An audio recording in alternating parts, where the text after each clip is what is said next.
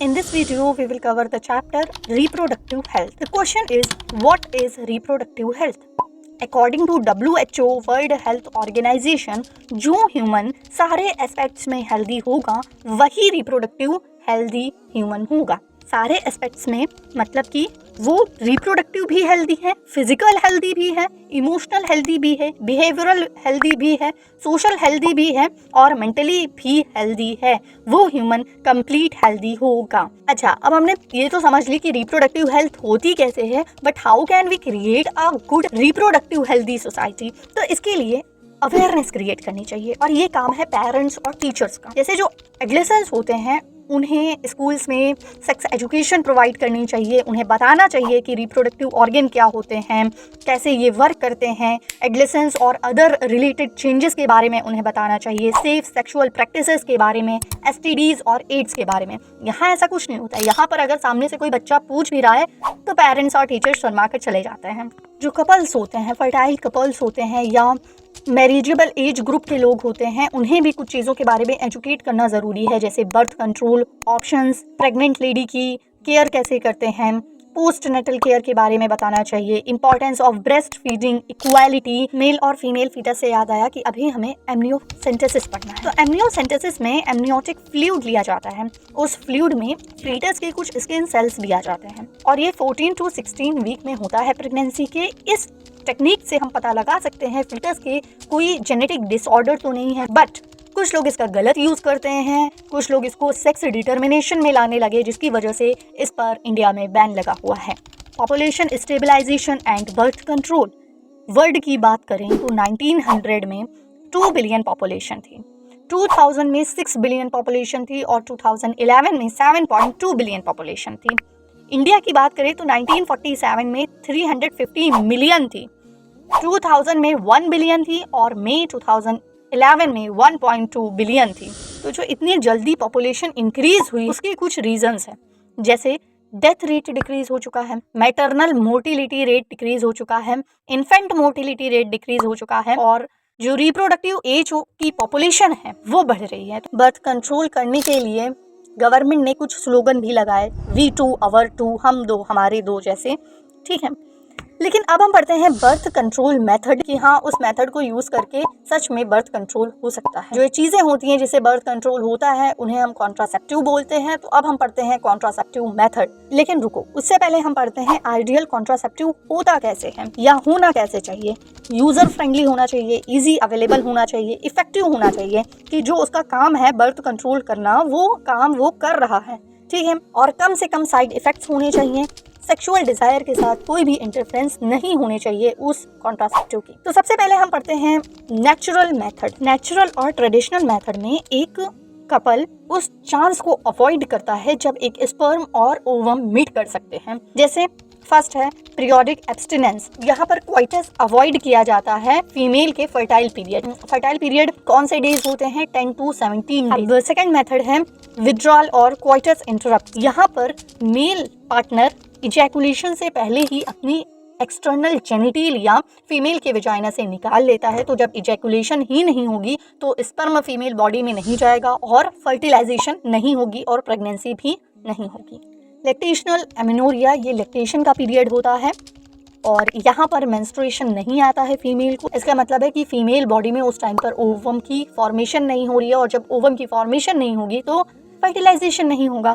तो ये है नेचुरल मेथड, बट ये नेचुरल मेथड है, इनमें फेलियर का चांसेस काफ़ी ज़्यादा हाई होता है, हम इन पर पूरी तरीके से डिपेंड नहीं हो सकते हैं। तो अब हम पढ़ते हैं second method, barrier method. Barrier method में ओवम और स्पर्म को फिजिकली मीट करने से रोक दिया जाता है with the help of barrier. Male और फीमेल के अलग अलग होते हैं, जैसे मेल का एग्जाम्पल हो जाएगा कॉन्डम, ये पेनिस को कवर करता है। इसका एग्जाम्पल भी दिया है एनसीईआरटी ने निरोध। और ये जो कॉन्डम्स होते हैं ये एसटीडीज से भी प्रोटेक्शन प्रोवाइड करते हैं, डिस्पोजेबल होते हैं और प्राइवेसी भी प्रोवाइड करते हैं यूज़र को। फीमेल की बात करें तो डायफ्राम, सर्वाइकल कैप्स, वोल्ट्स हो जाएंगे। इसे इंसर्ट किया जाता है फीमेल रिप्रोडक्टिव पार्ट में, ये सर्विक्स को कवर करता है और स्पर्म की एंट्री को ब्लॉक कर देता है। जो फीमेल कॉन्डम्स होते हैं वो रियूजेबल होते हैं। स्पर्मिसाइडल क्रीम, जेलीज, फॉर्म्स भी लगानी पड़ती है एक फीमेल को अलॉन्ग विद अ बैरियर। इतना सब करने के बाद भी फीमेल बैरियर मेथड एसटीडी से प्रोटेक्शन नहीं प्रोवाइड करता है। अच्छा, तो अब हम पढ़ते हैं इंट्रा यूट्रीन डिवाइसेस। इसे एक्सपर्ट्स इंसर्ट करते हैं in the uterus through vagina.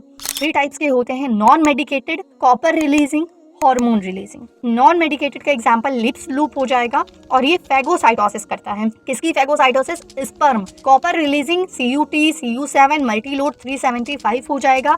ये स्पर्म की मोटिलिटी को कम कर देता है, जिससे कि फर्टिलाइजेशन होने का चांसेस बहुत ही ज्यादा कम हो जाता है।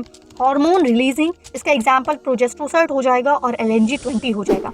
ओरल कॉन्ट्रासेप्टिव में पिल्स होती हैं और इन पिल्स में स्मॉल डोजेज ऑफ प्रोजेस्ट्रोजन होता है या फिर प्रोजेस्ट्रॉन होता है। ठीक है, 21 डेज के लिए डेली लेनी पड़ती है।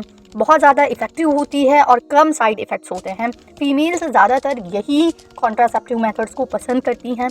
अब यहाँ पर हम एक इंडियन रिसर्च के बारे में बात करने वाले हैं, सहेली। ये एक ओरल कॉन्ट्रासेप्टिव है, नॉन स्टेरॉइडल पिल्स होती हैं और ये डेवलप हुई थी CDRI लखनऊ में। सबसे अच्छी बात यह है कि वंस अ वीक पिल है, मतलब कि वीक में सिर्फ 1 या 2 बार ही लेनी पड़ती है।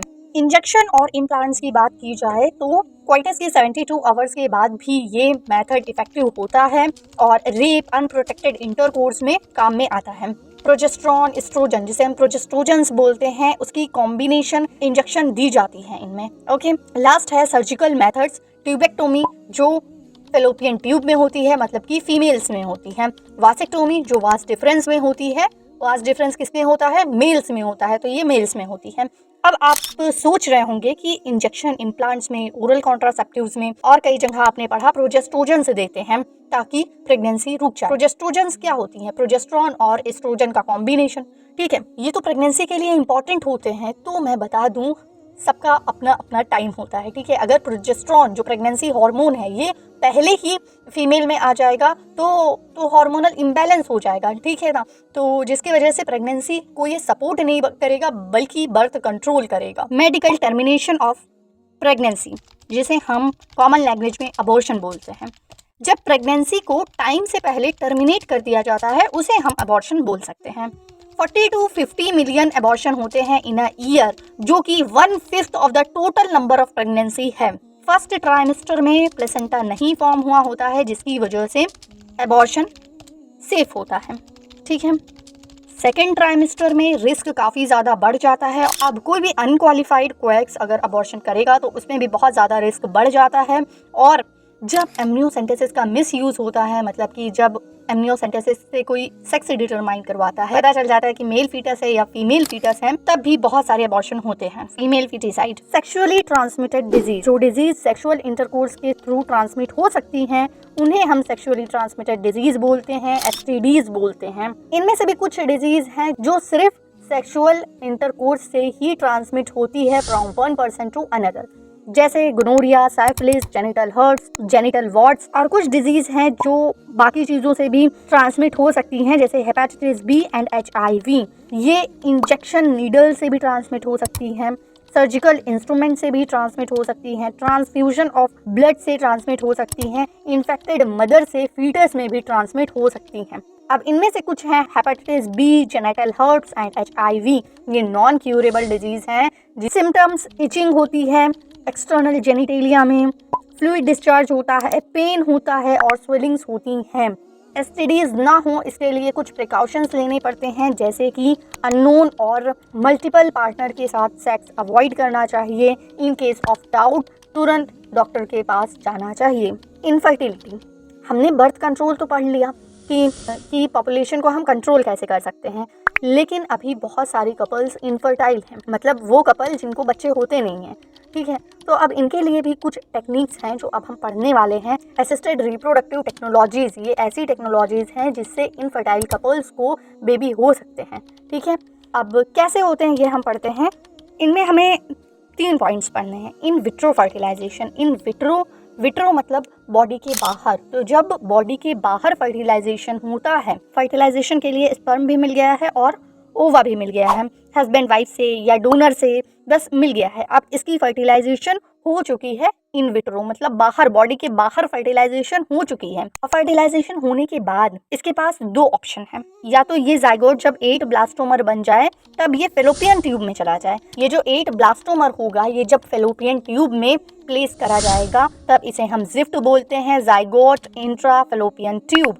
और जब 8 से ज़्यादा ब्लास्टोमर्स हो जाते हैं तब इसे यूट्रस में प्लेस किया जाता है और इसे हम IUT बोलते हैं, intra uterine transfer. In vivo fertilization में फर्टिलाइजेशन बॉडी के अंदर होती है, डोनर से ओवम लिया जाता है और उसे दूसरी विमेन के फेलोपियन ट्यूब में प्लेस कर दिया जाता है, ठीक है। और जब स्पर्म जाएगा तब फर्टिलाइजेशन हो जाएगी। इसे हम गिफ्ट बोलते हैं, gamete intra fallopian transfer. Low sperm count ये जो मेल्स के लिए होता है, तो इसके लिए भी दो चीज़ें हमें पढ़नी है, ICSI intra cytoplasmic sperm injection, इसमें स्पर्म डायरेक्टली ओवम में इंजेक्ट कर दिया जाता है। AI आर्टिफिशियल इंसेमिनेशन, यहाँ पर हस्बैंड से सीमेन कलेक्ट किया जाता है और इस सीमेन को आर्टिफिशियली इंट्रोड्यूस कर दिया जाता है विमेन के यूट्रस में, तो यहाँ पर फर्टिलाइजेशन हो जाती है। अब आप मुझे बताओ यहाँ पर इन विट्रो फर्टिलाइजेशन हो रहा है या इन विवो फर्टिलाइजेशन हो रहा है?